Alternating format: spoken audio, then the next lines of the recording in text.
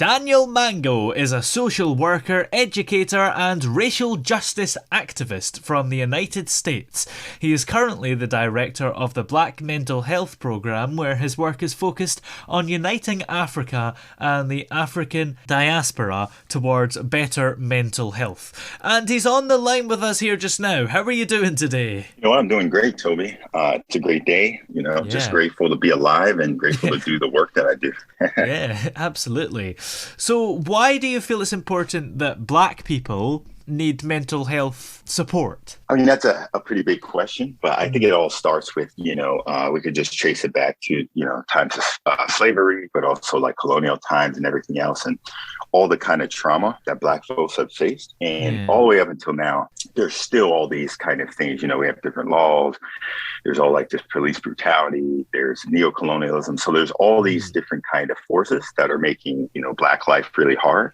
And what happens is, we have no place to go. We don't know how to process this. So that's why mental health is so important, because we're able to kind of give folks, a way to cope, but also a way to kind of express how they feel, Yeah.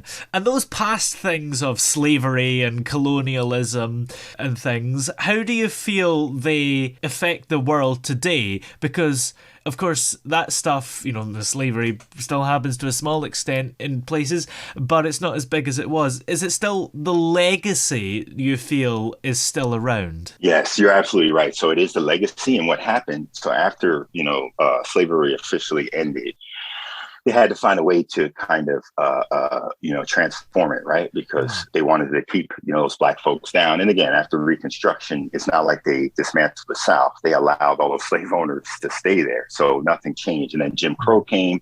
And then what happened is, civil rights came, the world saw, the U.S. was abusing Black folks. So they're like, okay, we're going to hide this now. So now it's like just codified within our laws. I mean, you can read the language, you can see our criminal justice system, just everything. And it's called institutional racism of all those kind of ideas are in your systems and institutions. So it's so hard to fight, but it's also so hard to see. Yeah.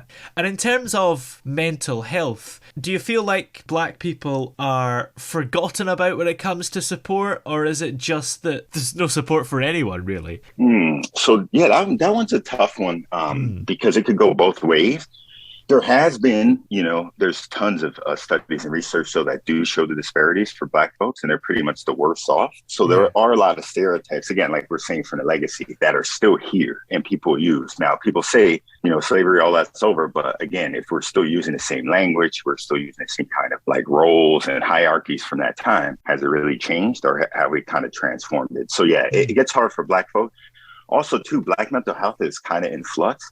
There's a movement for Black folks to kind of take over their own mental health, because what's been happening is, other folks have been deciding the kind of mental health that Black folks need without actually asking them, the things that they actually need and desire. Yeah. Is there as well an intersection for Black men? Because, of course, men are more likely to take their own lives and they don't really get support either. So is it particularly worse for Black men? Yeah, Black men is really tough. So that's another reason why I started these things called Black Healing and Learning Circles. And basically, they're like circles for folks, Black folks, but I also have one on with men, and we talk about toxic masculinity, but we also talk about like racial identity development and positive Black identity development, because as Black men, we need a really positive identity, because folks are just beating us down from all sides. So you see that in the stats, right, of the higher suicides, the higher rates of anxiety, depression, and everything else. Yeah. So what are some of the other ways as well that you help people with mental health? Wow. So it's a bunch of ways. So I'm pretty eclectic when it comes to mental health. I don't really have a style. I'm more of the person and environment. Since I'm a social worker, whatever the person presents to me, I try to use their culture or whatever to help out. So I do a hip-hop therapy. That's a really good one for, Black youth. And that helps them to kind of work through their emotions, but also explain how they feel, right? Because in therapy, it's hard, like, especially if you're a kid and you're talking to someone and they're like, hey, I'm an adult, trust me, and tell me everything. And you're just like, whoa, hold on. I don't know you. So right? You need to build that relationship. So through hip hop, we're able to kind of do that. I have other ones where I do like activism training for youth, which is really cool. Get them out in the streets doing stuff. There's also poetry. We do writing.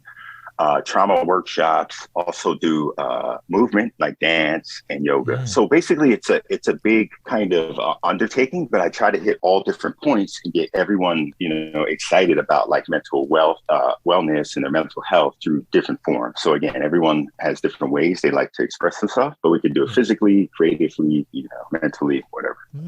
And hip hop therapy, is that listening to hip hop or maybe making your own? Yeah, so actually it's definitely those two things. So there's different ways you could do it.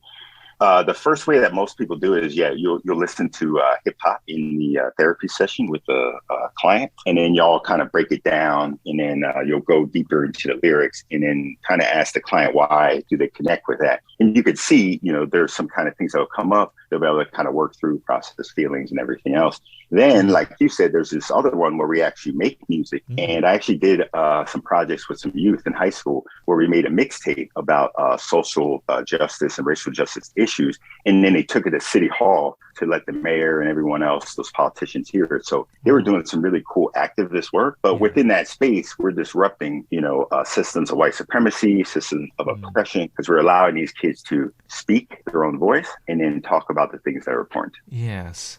And how much white supremacy do you feel exists institutionally? Oh, wow. I think the whole United States is embedded. Every single institution, from the start. I mean, these pretty much all these institutions, the ones that were really old that were started, a lot were built by enslaved folks, And for me, it's just kind of odd, if you look at the U.S., there's a lot of, statues, of like Confederate folks and people who held slaves and everything else. And I get it. Like, these people did something for the country, but then you also have to remember the folks who were enslaved have to see that, for the rest of their life. And it's kind of like this re-traumatizing thing, because we know that we might never, ever be, accepted as full citizens, in this country that Black folks have always fought for freedom and everything else. But again, we get treated pretty much the worst. Yeah. So that just links back to the whole idea of poor mental health then, I guess. Exactly. And